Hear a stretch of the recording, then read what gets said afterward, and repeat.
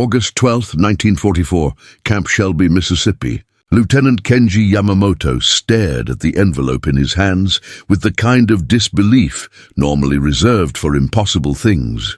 Inside were $12 American, payment for his month's work in the camp's furniture workshop. The money was real. The work had been voluntary. He had been paid the same wage as American civilian contractors doing similar labor. But what troubled Yamamoto most deeply was that this simple transaction violated everything he had been taught about the fundamental nature of his American captors. This was not exploitation or slave labor. This was something far more dangerous to his understanding of the world. It was respect. Yamamoto had been captured during the fierce fighting on Saipan, pulled unconscious from a shell crater where he had expected to die for the emperor.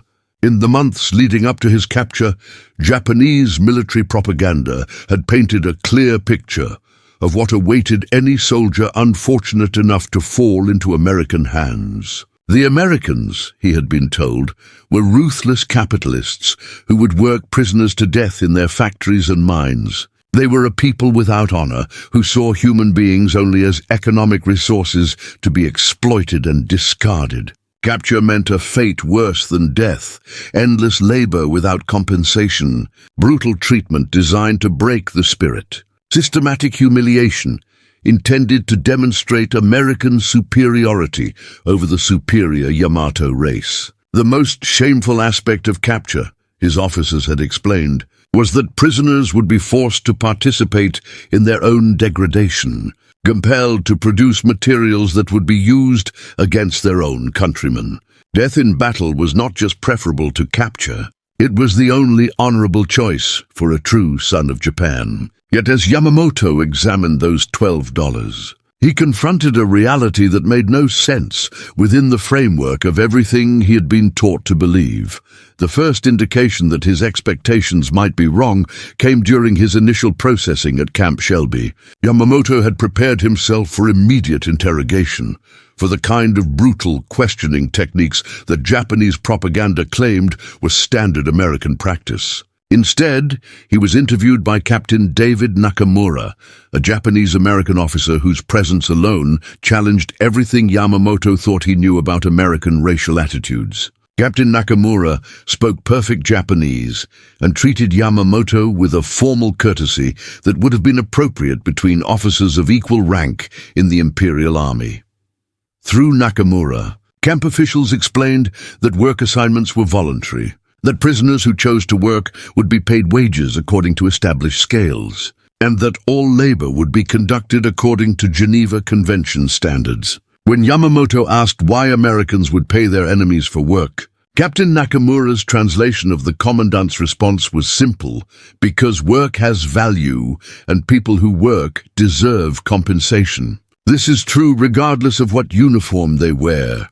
This answer would echo in Yamamoto's mind for weeks, not because it was complex, but because it implied a way of thinking about human worth that bore no resemblance to anything in his military training.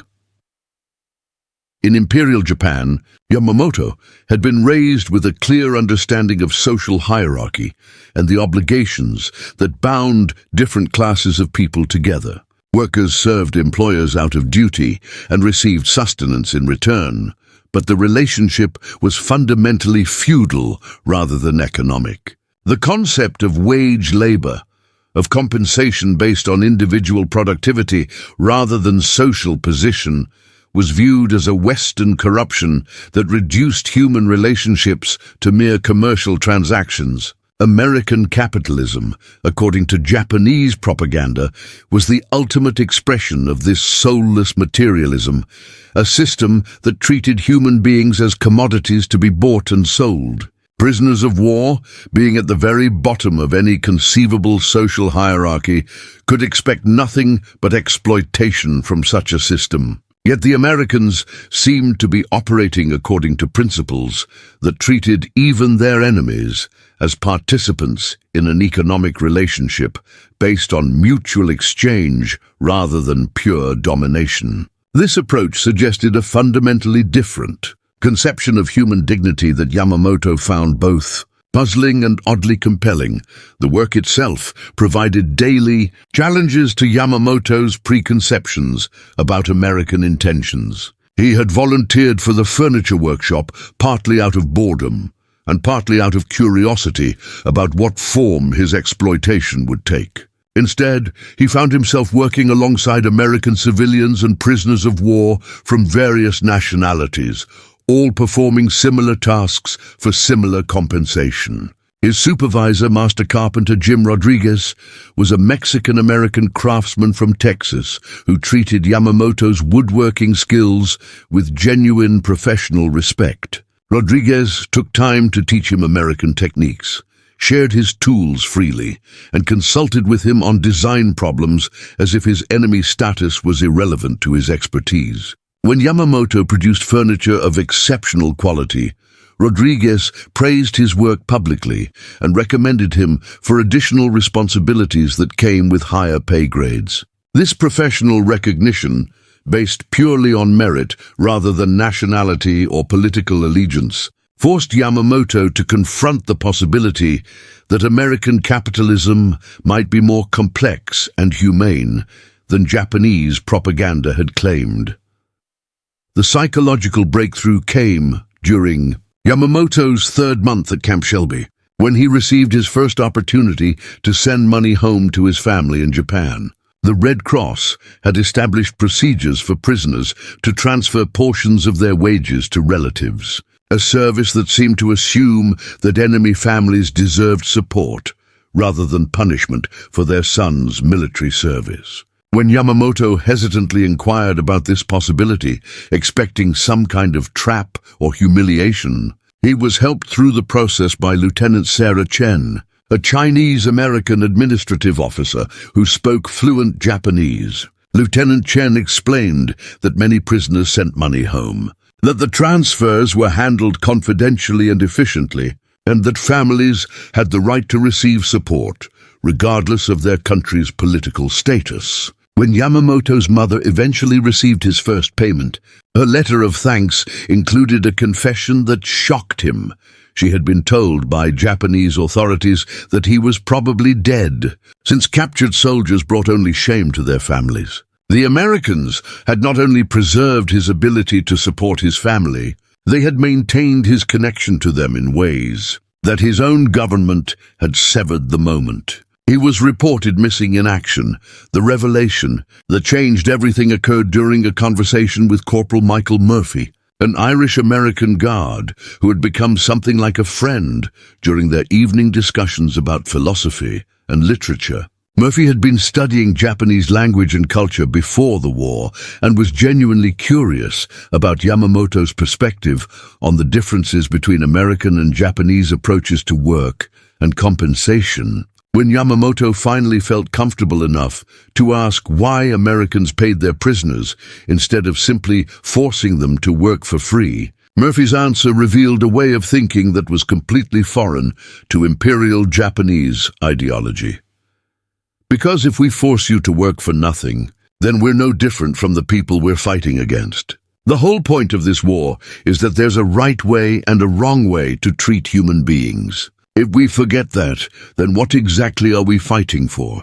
This response forced Yamamoto to consider the possibility that American principles might actually be more consistent than Japanese ones, that their treatment of prisoners reflected not weakness or sentimentality, but a coherent philosophy about human dignity that remained intact even during wartime.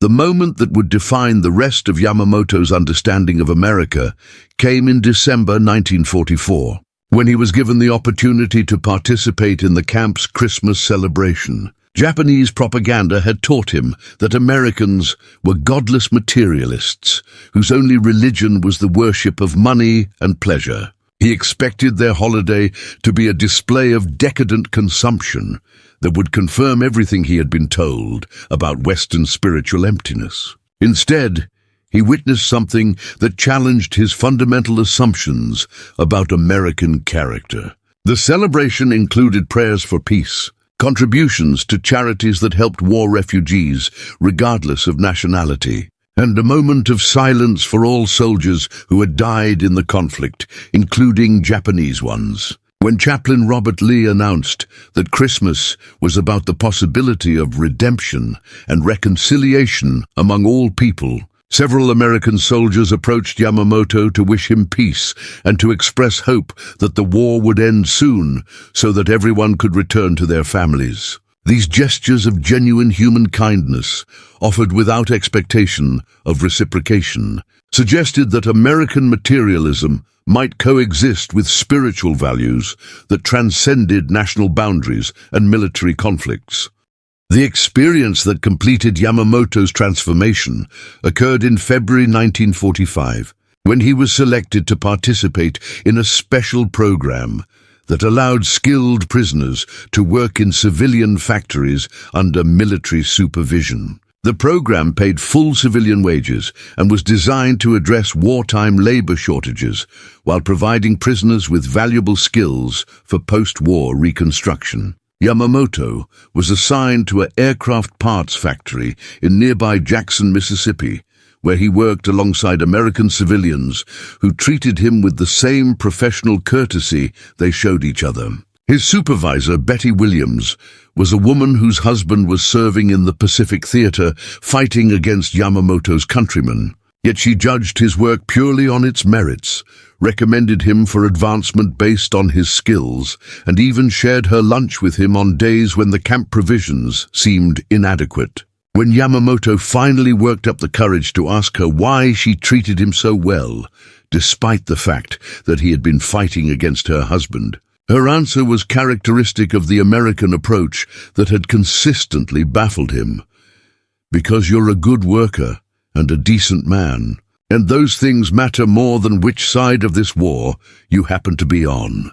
When Japan surrendered in August 1945, Yamamoto faced repatriation with mixed emotions. He had saved nearly $200 from his wages, enough to help his family rebuild their lives in a devastated homeland. More importantly, he had experienced a completely different way of thinking about work, compensation, and human dignity. The Americans had demonstrated that it was possible to maintain moral principles even in relationships with enemies, that strength could be expressed through generosity rather than dominance, that economic systems could embody respect for human worth rather than mere exploitation. In his final letter home before leaving Camp Shelby, Yamamoto wrote to his mother, "I have learned that the Americans defeated us not just with their weapons, but with their ideas about how human beings should treat each other. They paid me wages not because they had to,